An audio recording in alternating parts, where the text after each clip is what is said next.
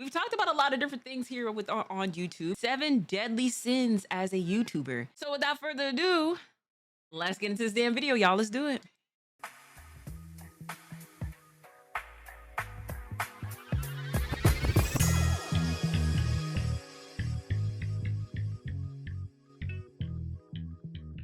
YouTubers that perfectly represent the 7 deadly sins, and we'll be talking about all of them, starting with envy. Envy is usually thought of as being jealous of someone else's life or possessions, but taking envy to the highest possible extreme is wanting to physically become someone else. The YouTuber Oli London's obsession with the K-pop star Jimin is a sad but perfect example of the sin. In October of 2018, the show Hooked on the Look, which covers people who have gotten extreme cosmetic surgeries, released an episode covering Oli, who at the time had spent over $100,000 to look like his idol, Jimin. In the episode, Oli discusses his various surgeries, including having all the fatty tissues removed from his chest, reducing the size of his eyelids, and 4 rhinoplasties. The bizarre episode quickly went viral, gaining mainstream media coverage and spreading massively throughout every corner of the internet. Overnight, Oli went from a nobody to a somewhat infamous semi-celebrity. On February 2nd, 2019, Oli made his first major move capitalizing on his newfound stardom, releasing a song called Perfection. The song was unsurprisingly hated, but what was surprising was that it peaked on number 31 on the iTunes K-pop charts, adding legitimacy to the idea that Oli could turn his infamy into an actual career. The fact of the matter was that Oli was becoming somewhat famous for his erratic personality, but mainly because of his strange obsession with plastic surgery. His addiction may have reached a peak when he released a video titled Being Korean, where he explained that he had fully racially transitioned into an Asian person. Oh, I remember hearing this.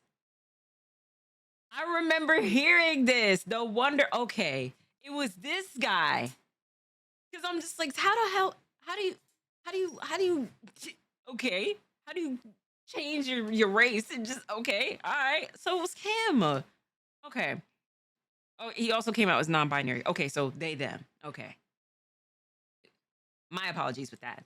The video marked the absolute peak of Oli's popularity, but it also revealed something very insightful about Oli as a person. His addiction isn't necessarily to plastic surgery, but more so the attention he receives from it. Even though Oli may have lost his dignity because of his sin, he still has his freedom, which is something that can't be said of our candidate for pride. The sin of pride is generally understood as believing you're greater than you actually are, especially when you feel the need to have your greatness affirmed by others. The YouTuber in a Hellcat, whose real name is Bill Omar Carrasquillo, uploaded his first video on May 16th, 2019. It is him. The video opens with Omi walking out of his mansion and passing over a dozen of his all-white cars. Considering the fact that at this point he hadn't made any income off of YouTube, how did he get the money that allowed him to afford all of these luxuries? To answer that question, we'll also need to answer the question of how pride corrupted a very promising man's life. Omi started the journey into his sin when he discovered that he could make an insane amount of money by jailbreaking and reselling Amazon Fire Sticks. Out here scamming. A lot of money. Buying these boxes from Amazon already preloaded and just reselling them for more money. I became a millionaire after a year. Omi started his next and much more legal venture in 2017, about 1 year after he started selling his Fire Sticks, by creating his own television network called Gears TV. The network was created when Omi purchased an encoder from China, which he used to strip the encrypted access codes from almost every major cable television provider. He then streamed the cable TV onto his own dedicated servers and offered people access to these servers for a $15 a month fee. This was an insanely good deal for the customer, as paying for all the networks that Gears TV offered individually would cost upwards of $300 per month. This scheme would be what enabled. I know there's cable. If you see me over here looking, I'm looking at Shadow. But cable TV, I forgot how expensive that shit is. Like Time Warner Cable, then they switched to Spectrum. All that shit was like a smooth $200, $300 for they'll give you a bundle for like TV, internet, phone, and all that should be like over 200. It's like, how is that this expensive? Like, I'm confused. How is it that expensive? Like, that's crazy to me. Enabled Omi to really start bringing in the money, as it became one of the most used pirated television networks in the world. As Omi's income was really starting to ramp up, he shifted his focus away from the IPTV. It used to be the phone, the phone service, but now it's not even just phone, it's cable too. Because at this rate, it's like why does somebody have to spend, especially with the subscriptions of like, Hulu, um, Netflix especially, you got Showtime, Disney, like all that stuff. Like you don't have to spend all like. But then again, I will say the amount of subscriptions you may have can equate up to a bill. All that stuff may equate up to a bill as it is anyway. So yeah, with hidden fees. What's up? What's up, Greg? How are you? They trying to be slick and add extra channels with it. Yeah. Space and stopped talking about it entirely, likely because he understood that the more money he was earning, the more alarm bells he would raise for the government. Omi's fears materialized when on November 20th, 2019, the FBI raided his property, repossessing nearly all of his assets. After the raid, Omi would continue to post on his YouTube channel until March 7th, 2023. He was Honestly, I feel like it is. This man was running a whole damn business, bro.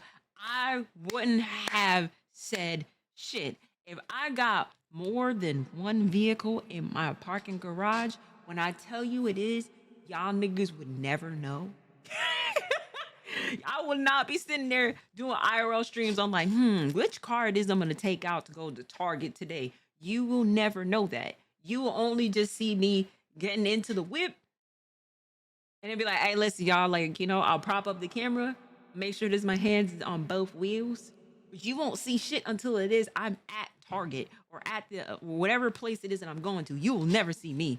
This is where my man fucked up at. He's flexing out all these damn cars and everything like that. Niggas be hating even if you just got one fancy car. Imagine this, you got like 12 of them bitches in your parking garage. Like, this is where you messed up at, gang. You gotta I've heard this before of like when niggas who really have money like that, you don't never see them being super flashy about the stuff, which why I be getting all my streaming friends who be wearing them expensive ass damn chains and stuff like that. I'll be like, yo, you gotta be careful with that. Like they make me nervous when I see that. And it's not on no hate and shit because like, listen, if you got the money, you got the money to do it. If you got the money to buy something 3 times, you definitely got the money for it. But you have to be careful because you just never know with all of that expensive shit to what people's motives can be. And especially with cars, you could have a hating ass neighbor that see shit like that. It could be anybody. So, be careful. Was indicted for his crimes and was ordered to pay tens of millions of dollars to the IRS and the cable companies, along with serving a 5-year prison sentence. The sad part about Omi's story is that it's clear he has big potential, but his towing into pride meant he wanted to take the easy way out to get more money, more nice success, and more status without having to put in the real hours it takes to achieve those things legally. Even though Omi engaged in criminal behavior, it's always clear how important family is to him, which is difficult to say about our candidate for lust. Countless YouTubers have had their careers destroyed by scandals that involve them acting inappropriately. In a vast majority of these cases, the YouTubers did not want these scandals to happen and usually lost massive amounts of status and income because of them. Adam22 is the creator of one of the most Oh no. Oh no. Oh no.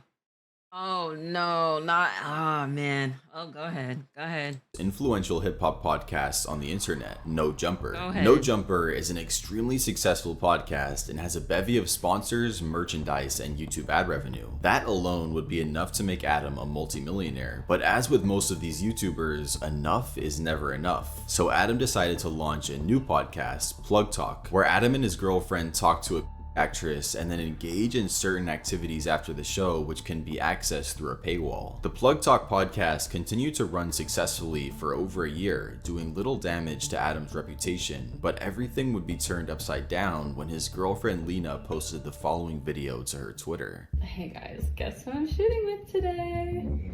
It's finally happening. This would be the first time that Adam's girlfriend Lena, now fiance and mother of his 2-year-old daughter, was creating content with another man. On nearly every podcast Adam and Lena went on, they spoke about the decision, always citing monetary gain as the reason they made the choice. But this begs the question, at what point is the monetary gain worth the destruction of your reputation and the sad reality that one day your daughter will find out what mom and dad did even though they were already millionaires? I mean, it's that, but then it's also like, every relationship is different. So my issue it is that I have with this is like when you start bringing in, unless if it is, if you want to classify within the polyamorous, and you know, there's another name for it, but I can't think of it at the top of my head. If you want to go ahead and to do into this, you know, mostly from what I've seen is a male lead, but I, you know, doing all this, especially for like status and stuff, everybody looks at Adam very differently. They don't look at Adam as like within a positive light because of what she did. I mean, she biting the sheets and everything, and like it was bad. It was bad. It was so bad. Regardless of his sin, Adam is still on YouTube, which can't be said for the person who represents wrath. Slow tier god? Wrath is pretty simply described as uncontrollable anger, and as many of you have pointed out in the comments, there may not be any YouTuber, in this case ex-YouTuber, You better watched it? to It was on my timeline. You know, Twitter be dropping stuff on the timeline to where it is you don't want to see organically. So I seen the clip of that. I'm just like, wow, she really biting the sheets. You know, I didn't watch the full thing. I didn't need to, but represent uncontrollable anger than low tier god, otherwise known as Dylan or just Dale. Dale created his channel over a decade ago where he primarily posted comedic skits that included himself and his friends, but his channel would take a wrathful turn when on November 12th, 2013, he posted his first ever semi-viral video. The video was essentially an unhinged rant hating on his fellow YouTuber Boogie2988. This is a video to some fat on YouTube named Boogie2988.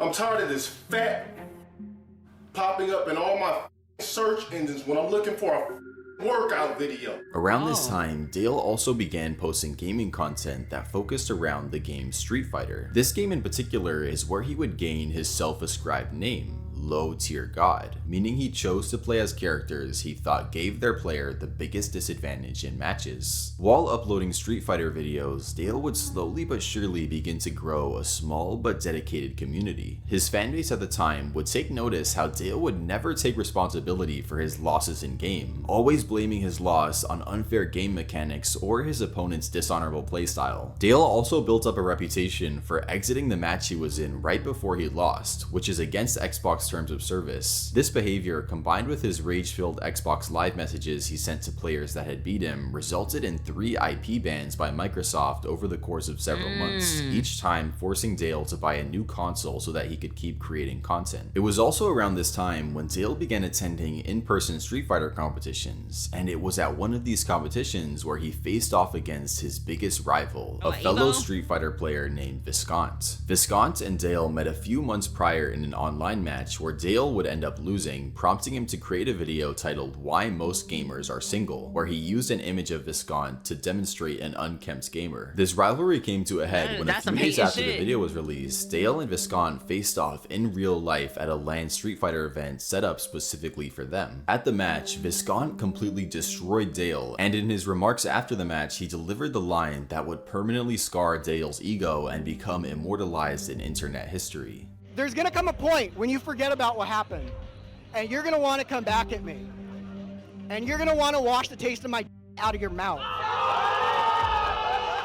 Traumatized by his loss, Dale only degenerated further into wrath until about 10 months ago his account was permanently banned. Even though he's banned on YouTube, Dale has continued to grow his online presence, which isn't happening for the next YouTuber on this list and our candidate for greed. In YouTube history, there are few creators that come close to having a fall from grace as meteoric as Illuminati did. Illuminati, otherwise known as Blair, was once an extremely respected YouTuber known for creating documentary-style content which aimed to expose greed in big companies and general corruption throughout the world. Ironically, it would be Blair's own greed that led to the views of her once flourishing channel look like the price chart of a dead meme coin. We can actually pinpoint the exact moment down to the minute when Blair's greed triggered the complete destruction of her YouTube career. At 12:35 April 20th, 2023, Blair posted the following tweet. Not legal eagle editors broaching my editors to take my video style when they didn't give up the info though, they literally copied it. And by the way, I have the messages from my editors and found an email from them too. Just change the color from purple to blue, huh? Interesting. Blair was attempting to accuse fellow YouTuber Legal Eagle of plagiarizing her editing style, a bizarre accusation because the editing technique in question was a simple ripped paper effect along with a basic After Effects highlight, both techniques which have been used for years before the Illuminati channel was even created. Following this tweet, an onslaught against Blair was launched, with past collaborators calling her out for some pretty horrible behavior. All in all, Blair lost nearly 400,000 subscribers after her controversy, all because she leaned into greed a little too much, as it's pretty safe to say the Twitter onslaught would have never happened if she didn't try to claim a very basic editing style as her own. Even though Blair receives a fraction of her previous views, at least she still tries to create her own content, which is something you can't quite say about our candidate for Sloth. As I've talked about before, Sloth is a very difficult thing to assign to a successful creator. Any big creator on YouTube has no doubt put in a massive amount of effort to be in the position they are in. For example, if we look at Mr. Beast, he has giant systems in place that allow him to create his awesome videos on a consistent basis, but Jimmy himself still works day in and day out to create the best content possible. So for Sloth, I chose someone who still works hard, but not with the goal of making the best content possible, but the laziest and most soulless videos possible, entirely motivated by money and money alone. This person is Quelcop, or Jordy, the once prolific gaming creator who is destroying any legacy he once had with his new mission of churning out fully AI generated content. For Jordy, we won't go over his backstory as it isn't relevant to his sin. Just know that after years of grinding, he gained the status as one of the biggest gaming creators on the platform. But after his years of grinding, he informed his audience he was suffering from burnout. As a result of burnout, Jordy began to channel his energies into other ventures, including an NFT launchpad, a video game studio, and a third company designed to create AI generated content. At first, this AI company would start out minimal by launching a VTuber named Blue. Most of Blue's channel, at least at first, was based on human input, but things would take a darker turn when Jordy posted the following tweet. After 11 years on the platform, I'm ready to retire as a YouTuber. I've successfully cloned myself and will have AI run my YouTube channel. This is a very open and public experiment, and I'll be the first creator to do this, as far as I know. On the 1st of August 2023, viewers would see the first version of AI Quelcop. As expected, the AI video was completely soulless, having none of the charm that the real Jordy has in his older videos. In a quote-unquote response video, Quelcop AI said it just wants to make people smile, but looking underneath the surface, we can see the true motive is profit and profit alone. Now, there's nothing inherently wrong with having profit as a motive for creating content on YouTube, but the reason why what Jordy is doing puts such a bad taste in the mouth of his audience is because it's obvious that this profit is made using methods that require the least amount of human input possible, giving him his rightful place with the sin of sloth. Despite his slothful practices, we could definitely say that Jordy is successful, a difficult trait to ascribe to our candidate for gluttony. In my original sins video, I selected a YouTuber by the name of Nikocado Avocado for the representation of gluttony. Even though Nikocado and this video's YouTuber are similar in a lot of ways, they do have one key difference: awareness.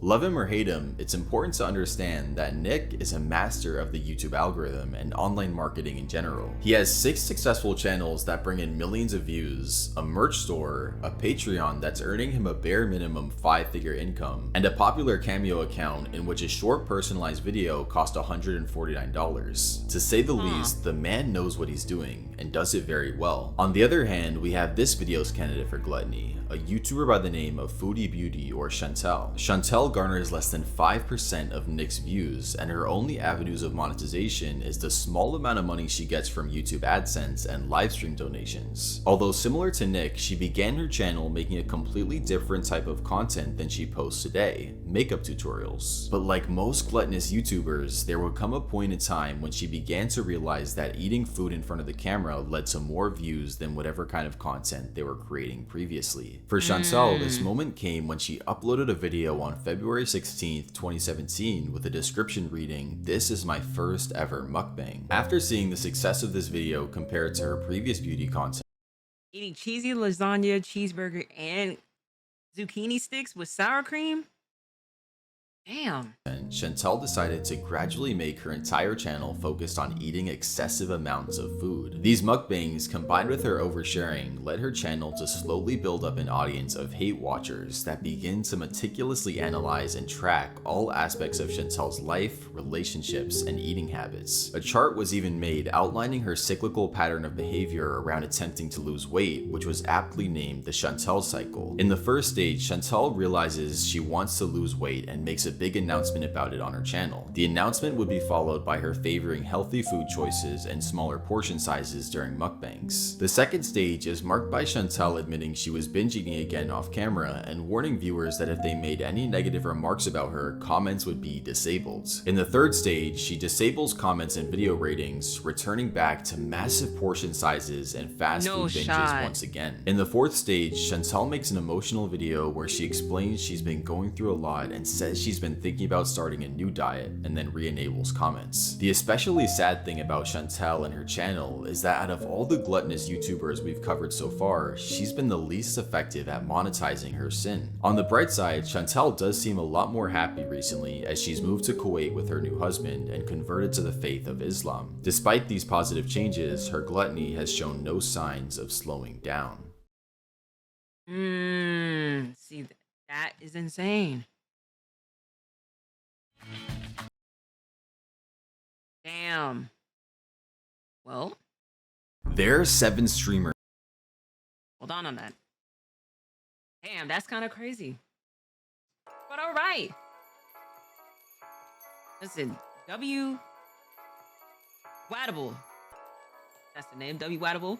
Shout outs to you. Shout outs to everybody in the chat. And shout outs to you at home. I will catch y'all in the next video.